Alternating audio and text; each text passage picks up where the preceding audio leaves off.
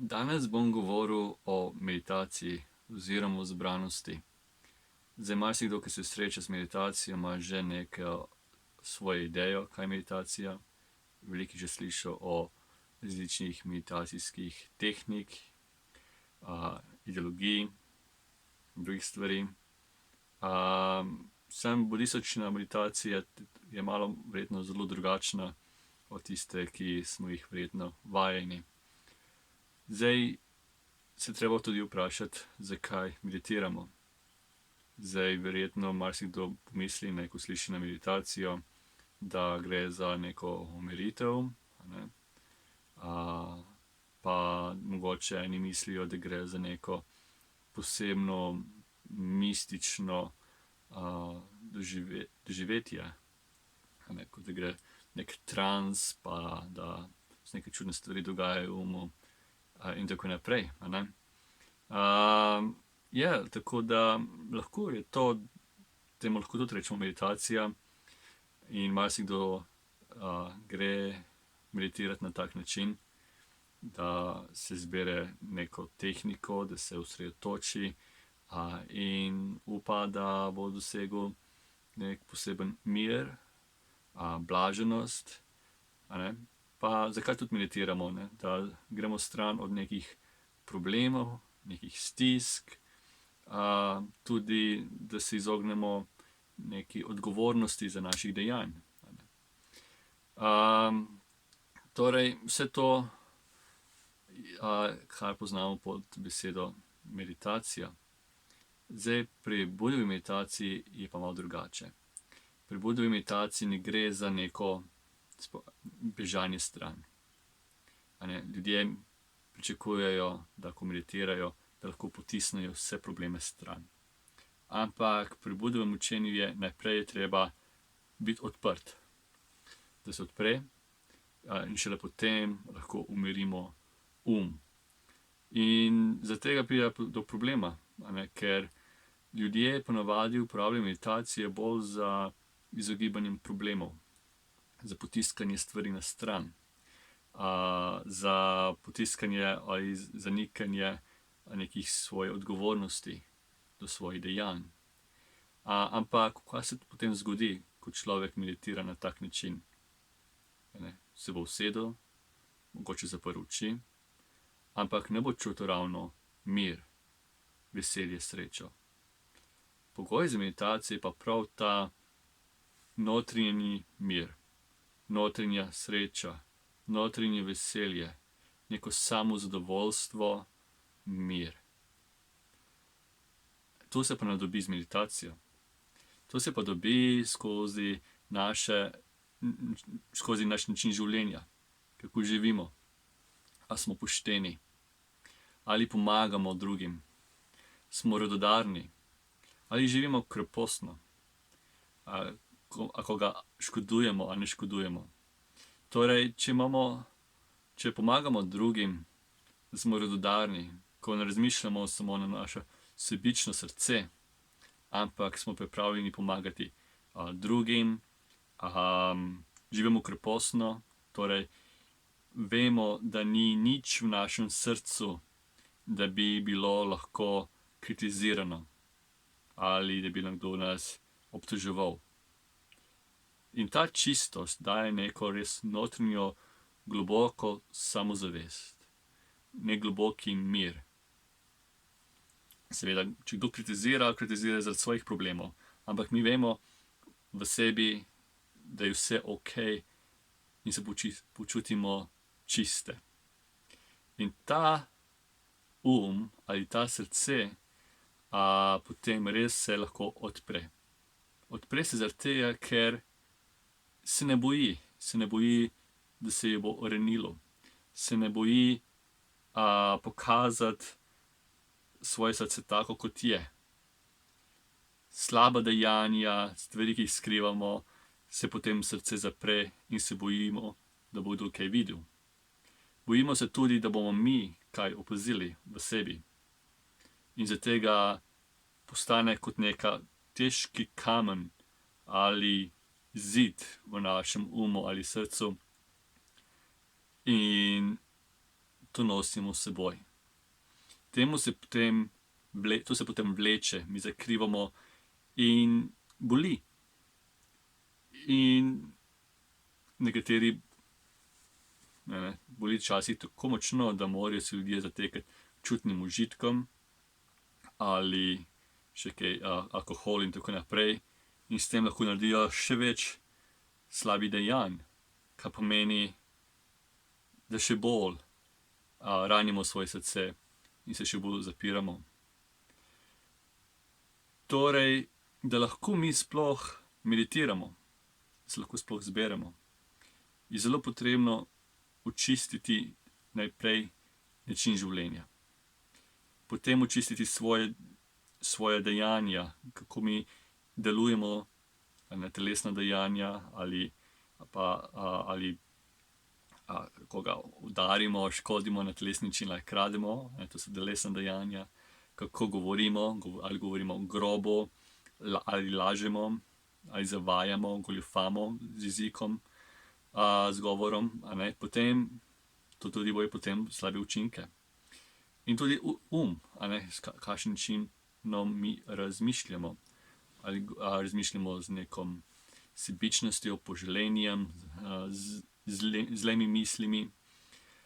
Tako da nam ni potrebno, da nas opazi, ali smo da smo pošteni in človek kreposti, je dosti, da mi sami vidimo. Torej, tudi če svet misli, da smo mi super človek, ampak če v sebi vidimo, da smo mi goljufali, nas potem to stiska. In to se ponavadi tudi lahko, to se potem pojavi, ko se usedemo in ko poskušamo meditirati, ko poskušamo se umiriti in vidimo, kako vse to, ta težki kamen. In tu je lahko tudi ta prvi povod, prvi korak, zakaj ljudje vodi v depresijo. Zato, ker so naredili kakšna slaba dejanja, se zaprejo vase, poskušajo bežati od te bolečine, grejo v vse vrste čutnih užitkov in vseh vrst pobegov in na koncu so že poskusili toliko veliko pobegov, da izgubljajo toliko upanja, da se nikamor ne morejo več premakniti. Jih popolnoma paralizira in popolnoma jih uniči. Tako da en recept za reševanje te depresije je prav, da gremo ravno proti toku. Da se zadržujemo čutne užitke, da živimo krepostno in da delamo dobre dejanja. Torej, ne škodujemo nobenemu, ne drugemu, ne sebi, smo radodarni, prijazni in želimo srečo sebi in drugim. Torej, širimo ljubezen, ne glede na osebo, ampak to radost, to veselje. No, in ko potem res se očiščujemo na tak način, potem resnično srce postane mehko, zadovoljno in predvsem svetlo. Torej ta luč. In ta luč je tudi zelo pomembna na začetku razvoja pravilne zbranosti. Buda je rekel, da sta dva pogoja za razvoj zbranosti, oziroma da lahko dosežemo neko globino zbranosti. In tu sta prav ta zadrževanje čutnih užitkov, pa tudi, da je odmaknjen od negativnih stanj. Tu sta zdaj dva glavna pogoja, da lahko res odpremo in spoznamo stvari take, kot so. Tudi v tem posnetku boste videli, da ne gre za nobeno tehniko meditacije. Tehnika meditacije ponavadi govori o nekako, moramo mi stvari kontrolirati, kako se mi osredotočimo na neko točko in da se fiksiramo in skoncentriramo. Toda Buda ni učil koncentracije, on je učil zbranost. In tu sta pravzaprav res nasprotni si besedi ali pomen. Preko koncentracije, kar ponavadi ljudje mislijo, da je meditacija, pomeni fiksiranost na neko točko. Se absorbiramo na neko točko. Samo to ni velika razlika, kot da bi gledali televizor. Smo sredotočeni na neko točko in se ne zavedamo več, kaj se okrog nas dogaja. Ampak pri Budovem učenju ne gre za kontrolo svojega uma, kako mi delovati korak za korakom, da lahko dosežemo neko stanje. Ker mi, če damo neko meditacijsko tehniko, imamo že neko predpostavko, kaj pričakovati. Torej, že gledamo na nekem začetku, imamo neko pričakovanja in gremo čez nek spisek korakov, kako iti naprej, in z neko idejo, že predpostavljeno idejo, kaj bi mogli doseči. Samo Budovo učenje nas nauči, kaj bi morali doseči, kaj se od nas pričakuje. Ampak nas uči, kako pravzaprav res odpremo stvarem takim, kot so. Torej, ne z nekim idejo, ali je to mistična ideja, ne vem, kot je bilo zdaj prikazovanje nekih figur, ali duhov, ali mističnih izkušenj, pa tudi ne, da kako bi zdaj se mi absorbirali v neko ničnost. To je samo že v nekem predpostavku, kako bom jaz, ta bit, poskušala kontrolirati neko stvar tam. Torej, še zmeraj pogojujemo, dopolnjujemo, ohranjamo to dualnost, da sem jaz tisti, ki lahko kontrolira neko doživljanje, in to doživljanje pride nazaj v nas in nas osreči, tako kot delamo ves čas v življenju. Pri Budovi meditaciji pa pravzaprav gre za zbranost. Pravzaprav se poenoti, se zbere. Torej, najprej imamo to srce, ki je že čisto, ki nima meje, ki je že samo po sebi že odprto, srečno. Že v tem procesu, ko smo mi živeli dobro življenje na pravilni način, ko smo očiščevali svoje dejanja, ali to s telesom, z govorom, ali z umom, ali z mislijo, takrat smo že mi prakticirali pravilno zbranost ali samadhi v palijskem jeziku. Že takrat smo delali samadhi. Torej, ni bilo potrebe, da se zdaj usedimo v neko pozicijo in da moramo zdaj opazovati neko dihanje ali pa neke druge tehnike za umiritev. Nekaj bom glede meditacije sedem še povedal, ampak hočem povedati, da že s tem, ko živimo, že s tem, ko upoštevamo teh 8 člena pot, zbranost je že notri vključena, se že razvija, smo že na nek način prebujeni. In s tem, ko smo že pravilno do nekega nivoja razvili pravilno zbranost, potem lahko se zadeva še bolj poglobi. Postane poenoten. Zdaj, to pa nismo dosegli z neko tehniko, da smo se fiksirali in poskušali iti do neke točke, ampak pravzaprav smo mi opuščali. Torej, razvijanje pravilne zbranosti je o opuščanju, ne pri pridobivanju. In vidite, zakaj tukaj je grozna velika razlika med kaj ponavadi slišimo za meditacijo, pa kaj bodo učil o pravilni zbranosti. Torej, ni za fiksiranost, zbere stvari, zbere celotno doživljanje v neko enost. In kaj je razlika? Če mi poskušamo biti fiksirani, še zmeraj pomeni, da še zmeraj potrjujemo to dualnost, kako jaz opazujem, kontroliram stvari, kako so te stvari zame. In tu si ustvarimo svet meritev. Torej, merjenje. Če je stvar prijetna, poskušamo nad tem še dodatno kontrolirati. Torej, ni samo prijeten občutek, ampak je strast, poželenje. Če doživljamo neprijeten občutek, tudi to poskušamo kontrolirati. Torej, je upor, jeza, gnus, poskušamo stvari odmakniti stran.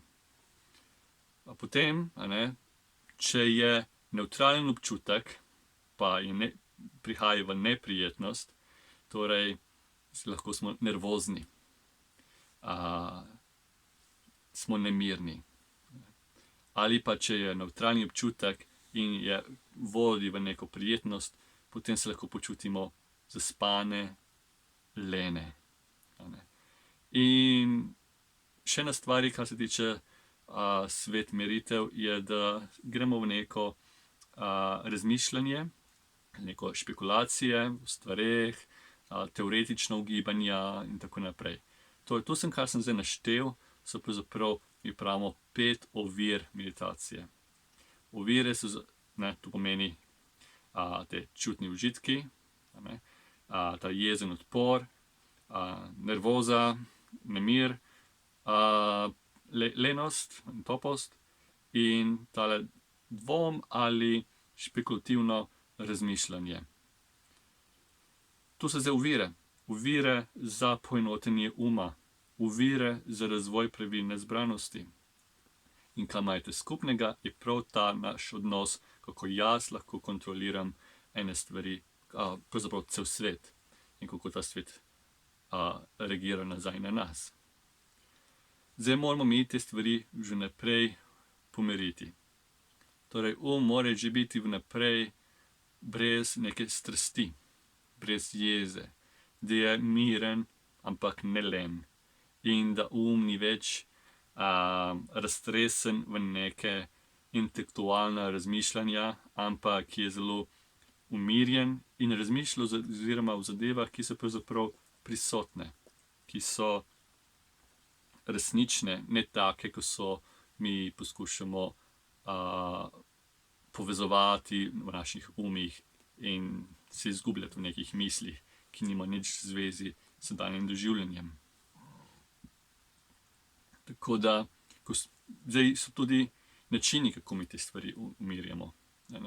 Čutne užitke umirjamo tako, da zadržujemo čutne objekte, torej, da ne iščemo nekih čutnih potešenj, ali je to v hrani, ali je to v spolnosti, ali kakršnih drugih čutnih užitkih, ki so na voljo v svetu.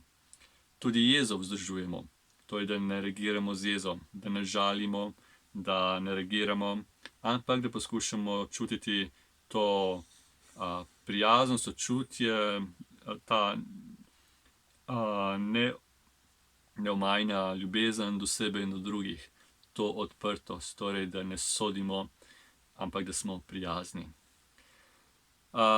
Zaspanost, lahko kontroliramo ali da ne dovolimo, da gre preveč v globino, je, da si predstavljamo luč.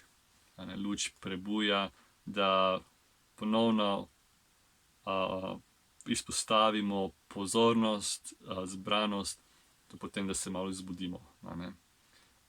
Potem tudi pa nervoza, pa se tudi lahko umirja z dihanjem, da umirjamo svoje telo. In misli pa tudi treba kontrolirati, torej, da imamo neko zaupanje do Budhovega učenja, da ne poskušamo preveč že tako prehiter zapreti neka vrata z nekimi špekulacijami, ampak da imamo zaupanje in da na tak način tudi umirjamo svoje misli. In ko razrešimo te prve ovire, potem se res razvija ta čistost in odprtost. Razvija se pozornost. In v zadnjih posnetkih, zadnjih 2 posnetkih sem govoril veliko o pozornosti ali spominjanju. In pozornost in zbranost gresta res zelo, zelo skupaj. Medtem ko mi razvijamo pozornost ali spominjanje, kot sem zadnjič govoril, bolj smo zbrani. In bolj, ko smo zbrani, bolj se očiščuje ta pozornost. Torej, gre se res v roki. Ne more se dati ločiti. In tukaj, če smem omeniti, zakaj je problem uporabljati meditacijske tehnike, pa biti fiksiran v neke objekte ali točko, zato, ker gre ravno nasprotju s pozornostjo. Se vidimo, ne, ker če spominjanje ali pozornost se res odpira. Je jasnost, je vse obsega, vse objame, vse združi. In fiksiranost v nekaj pravzaprav, jaz sem zdaj fiksiran to točko, vse stvari moram potisniti na stran. To je ravno nasprotno od pozornosti. Ne moramo mi dati to zdaj skupaj, pozornost in fiksiranost, kot da so, ne da se, to so zdaj protipomenke, če se gre to popolnoma drug tok. To je zato govorimo o zbranosti. Zbranost je pozornost, pozornost je zbranost. Zdaj pozornost je res to spominjanje, a ne? In zadnjič smo govorili, so različna vodila, na kaj se lahko sredotočimo, oziroma sredotočimo, na kaj se lahko spominjamo. In zbranost je pa ta stopnja, koliko lahko se pravzaprav utrdimo to zbranost, koliko lahko mi opuščamo. In zdaj, kako zdaj, da to v prakso, zdaj v zbranosti se zdaj kot sem že rekel naprej, se je že umiril. Srce je umirjeno. Lahko začutimo neko ali vidimo luč. In ta notranja luč se lahko razširi. Srce je že umirjeno, je že veselo vnaprej. Torej nek mir in neko veselje je že prisotno. In ta mir je zelo pomemben. In ta radost v samoti je tudi pogoj za dobro razvito zbranost. In to ponavadi se ljudje bojijo samote. Se bojijo, da nekaj ni, da je nekaj izginilo. Se bojijo. Samo če je srce umirjeno in čisto, se nič ne boji. Pa tudi lahko razmišljamo o radosti v samoti ali v neki praznini, v smislu, če se spomnimo, kako so naše ene stiske odšle in se počutimo olajšane. Kako so nek občutek bremena spustimo in kako se počutimo olajšane. Radost v samoti pomeni, da se mi spomnimo, da bremena ni. Da se spomnimo, kako je lepo nekaj ne imeti. Ljudje ponavadi najprej pomislijo, ko gre v samoto, ne razmišljajo, kaj nimam, ne, te stvari. Nimam prijatelje, nimam čutnih užitkov, nimam svoje najljubše knjige za prebrati in tako naprej. Vedno mislimo, kaj nam manjka. Ampak radost v samoti je pravzaprav tista neka notranja hvaležnost in mir, jaz nimam teh problemov. Nimam slabe vesti. Samo to, nimam slabe vesti, srce že umiri. In to že poenoti In globina te meditacije gre glih v tej smeri. Torej, vedno se bolj odpira, vedno bolj jasno, in ta srce postane še bolj srečno in pride do prijetnega občutka. Torej, kaj se je zgodilo zdaj v meditaciji, tej prvi stopnji meditaciji, je, da je zdaj da je še zmeraj neka misel, ampak misel ne v nekih abstraktnosti, ampak v res nekem jasnem videnju. Še zmeraj neka misel, ampak ni misel, ki se izgublja v nekih zgodbah in podobah in mentalnih slikah. Tale misel postane bolj poenoten in jasen in je osredotočen na sedanjost, tukaj in zdaj. Torej, to je prva.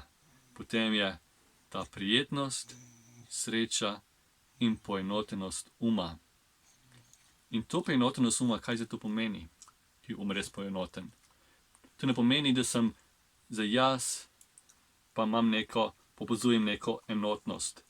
Ne, poenotenost uma pomeni, da ta dualnost izgine. Ta jaz, ki doživljam svet in svet je zame, izgine. Pride do neke enosti. Torej občutek tukaj in zdaj se zdaj poveča. Prej smo se razmišljali, naprimer, v smislu prostora, tukaj in tam, ali pa v izgledu časa, sedanjost, preteklost, prihodnost. Za ta prostor in čas postane eno. Eno, torej ni več občutka, da je tale jaz ločen od sveta. Le postane neko eno doživljanje. Torej, tistih 5 čutov, to čutov videnja, vonjenja, okušanja, poslušanja, tipanja, nekako se umiri, ker te čuti so vedno podpirajo to dualnost, in postane nek poenoten Mi pravimo ekagata. In ta pride do tega res poenotnega res pride s časom. Ne moramo mi zdaj zahtevati ali kar reči, jaz pa hočem zdaj to imeti, ker to gre ravno nasprotno smer, napačno smer, ampak z razumevanjem, kako je strukturiran in kako vidimo, kako se umirja ne pri pridobivanju, ampak pri opuščanju. In bolj, ko opuščamo, bolj je poenoten, bolj čutimo ta mir, to srečo. Pravzaprav na nek način ta sreča in ta prijeten občutek, ki ni odvisen od ničesar zunaj, od nobenih čutnih objektov. Mi ponavadi mislimo, ko rečemo čutiti prijetno iz tega, to sem zdaj dobil, ne vem, zdaj sem dobil ta sladoled, pa je prijeten občutek. Sem tu še zmeraj zelo grob občutek primerjavi s to prijetnim občutkom zaradi opuščanja. Torej, ne zaradi pridobivanja, ampak zaradi opuščanja. Ne zato, ker zaradi nekih objektov, ampak zato, ker čutimo ta mir in to luč in to veselje. Torej, potem že vidimo, že sami smo do te mere že spoznali, v katero smer gre. Torej, katerekoli stopnji, potem se stopnji samo še, kako če reči, bolj poglobi. Bolj, ko vidimo, kot nekaj je, koliko da vidimo, da je nekaj je pred nami, vidimo, da je to nekaj grobo, nepotrebno in opustimo. In samo opuščamo. Karkoli pride, opuščamo, ne rabimo. Na začetku bo težko, oziroma odvisno bo od naših zaslug iz preteklosti, koliko je razvit. Za nekatere bo malo težje, za katere jim bo veliko lažje opuščati. Zato, ker mogoče življenje so se že tako rodili, mogoče kakšni zaslug iz preteklosti, iz prejšnjih življenj, pa tudi, kako smo mi živeli to življenje. Smo mi veliko časa zapravljali in se sebi zasluževali z nekimi čutnimi objekti in potrebami in z jezo in z nekimi projekti in z kakršnim kolim zaposlitvijo s svetom in z nekom ustvarjanjem svojega kraljestva in svojih vlog v svetu. To potem se vse to zdaj, to je potem se vidi kot ovira. In manj, ko smo delali na tak način, potem tudi lažje bo opuščati. In vedno potem, ne vem, če so še kakšne besede sploh še potrebne, ker je vedno bolj potem v opuščanju. Bolj, ko je bolj, ko se spomnimo, bolj, ko je pozornost razvita, bolj se odmika, bolj je razširjena, bolj so nekatere stvari, mogoče se pojavijo kot pred nami, pregrobe in nepotrebne. In tako se potem tudi zgodi, ko se meditacija še bolj poglobi. Tudi misli izginejo, tudi misli postanejo nepotrebne. Torej, pride čas, ko odpade. Takoj, ko opazimo pred seboj kot grobo in nepotrebno, se opusti. Na nek način, takoj, ko mi prepoznamo, opusti. Tako, da bi imeli neko torbo nosili, pa bi hodili neko hrib in bi opazili, da zakaj nam težko hoditi gor v hrib, zdaj, ko imamo to torbo. Torbo, ki je napolnjeno z nekimi kamni, nepotrebno breme. In ko opustimo, ko ugotovimo, oziroma nekdo nam reče, zakaj ti nosiš te kamne? Vidimo, jaz nisem kamne. Zakaj? Opustimo takoj v tistem trenutku. Tako se tudi zgodi v meditaciji, bolj ko vidimo ko opazimo breme, se opusti. Ker je neprijetno sploh to vzdrževati. Vidimo, da to prinaša samo breme in je nepotrebno.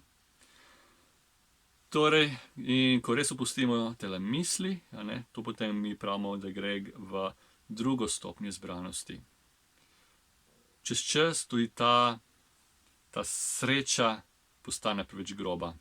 Tudi potem to se opusti. To je tretja stopnja. In pa tudi prijeten občutek postane preveč grob. Tudi to se opusti. In četrta stopnja je res tista popolnoma neko mirnodušnost, mir in postane res popolnoma poenoten in takrat se tudi ne čuti več telesa ali kakršnihkoli fenomenov izven.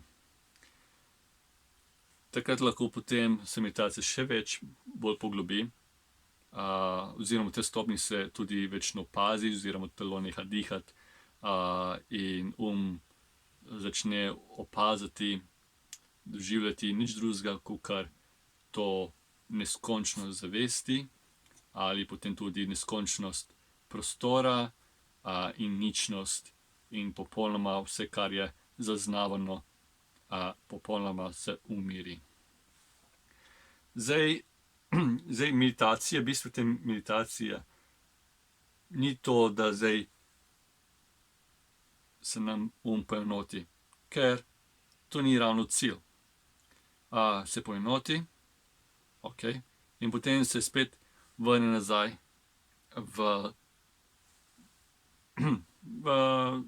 tudi lahko se zgodi, nazaj v čutne stvari in tako naprej. Torej ni ravno neminljivo, stabilno in večno. Zdaj s to izbranostjo se moramo vedno nazaj vračati. Ampak bistvo te izbranosti je pravzaprav, da res očiščuje našo perspektivo, da je jasen. Kajti mi vse, kar vidimo, vse, kar opazujemo, je skozi že neko predpostavko, ki imamo. In ta predpostavka je vedno pod vplivom nevednosti. Mi smo se rodili nevedni, torej mi ne moremo reči, kaj jaz vidim, slišim, kako jaz razumem svet, da zato je to. To je zdaj resnica in kaj mi drugi pravijo, ali mogoče resnica za njih, ali pa so neresnični. Bistvo je, da vse stvari mi vidimo skozi nekem svojo predpostavko, svojim stališčem, svojim zornim kotom in kako mi vemo, da mi vidimo stvari res take, kot so. Kdo smo mi, da lahko rečemo, da kaj jaz vidim, slišim, čutim, da je to resnica. Zato, ker vsak naš pogled je že pod vplivom nekih čutnih užitkov, je že pod vplivom nekega izbiranja in mi vedno izbiramo v smislu, kaj nam bolj prija, kaj nam bolj paše. Ampak kdo je ta mi, oziroma kdo je ta jaz, kateremu se to paše? Ali se sploh kdaj vprašamo, če sploh ta perspektiva sploh nam je znana, ali sploh razumemo, kaj ta zorni kot sploh pomeni, kaj to sploh pomeni jaz. Vse stvari, ki razmišljamo, so to filozofije, vere, ideologije in tako naprej, iščemo vse, dojemljamo in dojamemo vse skozi to perspektivo. Nekoli se pa mi mogoče lahko verjamemo, mislimo, to je to, Bog se mi je pojavil, ali energija, čutim pa vse te stvari, vse te ideje, ki jih imamo, vse te ideje smo jih mi ustvarili. In ta stvarnik te idej jemljamo, da je kot samoumevno, in verjamemo v to, ampak pravzaprav v resnici niti ne razumemo. Torej, zakaj bi človek raziskoval konec nekega sveta, pa študiral vse polno nekih filozofij in teorij, ko pa še nima ravno počiščeno ravno to perspektivo, ta jaz. In z razvijanjem pravilne zbranosti vidimo, da se popolnoma poenoti. In s tem poenotenjem lahko tudi vidimo tale jaz znotraj celega fenomena. Torej, ne izven, ne kot nek opazovalec doživljanja. Torej, ta opazovalec doživljanja v pravilni zbranosti izgine. On postane poenoten. Torej, mi ne doživljamo pravzaprav poenotenost, ampak tako doživljaj je znotraj poenotenosti. In ko mi smo pravilno zbrani, potem je v takem nivoju, s takim razumevanjem, je tudi veliko lažje pravzaprav razumeti naravo take, kot so. Potem se lahko popolnoma prebudi, spozna stvari popolnoma zase, ne zato, ker je slišal od drugih ali prebral kjerkoli, tudi ne zato, ker je slišal od Bude. On neha častiti Budo v smislu, on ve, jaz pa ne vem, ampak ne, jaz pride spoznanje, čistega spoznanja, ki ga je Buda spoznal. Ne neko teoretično, ne neko versko vsebino, ampak res v sebi. In ko res pozna nekaj v sebi, se potem res resnično lahko popolnoma umiri, popolnoma spozna in postane neodvisen. Popolnoma delo se mu je končalo. To se govori o zbranosti. Zdaj, eni bojo veliko lažje šli to pot zbranosti, eni pa ne. Ampak kljub temu, da nekateri ne bojo mogli doseči res to visoko globino zbranosti, ni nič narobe. Se ne zahteva, da se gre res v najbolj globje stanje. Je pa zelo pomembno, da mi ne prakticiramo zbranost na tak način, da se mi skoncentriramo na neko točko. Torej, je dobro, da se vzamemo čas, da se usedemo, da meditiramo, ampak ni pa dobro, da iz tega naredimo neko tehniko in nek večji, kot nek pobeg od vsakdanjih stvari. Še enkrat moram poudariti, da za spoznavanje resnice take, kot so, za spoznavanje Dhamme so potrebni celotna pot, celotna 8-členna pot. In tukaj je veliko poudarka na pravilen način življenja, na pravilen način dejanja, na pravilen način govora. S tem se bo že razvila ta zbranost. In potem že čutimo sadove in samo ponavljamo in ponavljamo in ponavljamo. Ni nam za treba razmišljati, koliko globoko je prišla meditacija, ampak mi se samo zavedamo, da ni skoncentriranost in samo dovolimo se, kako se vedno bolj odpira, kako se vedno bolj spominjamo oziroma smo bolj pozorni in da se je vedno bolj jasno. Čutimo tole vsemogočnost, čutimo to neomajnost in luč in veselje in znotraj tega lahko potem začnemo tudi kontemplatirati oziroma spoznavati stvari take, kot so. In meditacija sede je v redu, je zelo dobro, da se malo umaknemo stran, da redno meditiramo, ampak ne smemo misliti, da je praksa samo takrat, ko sedimo v meditaciji.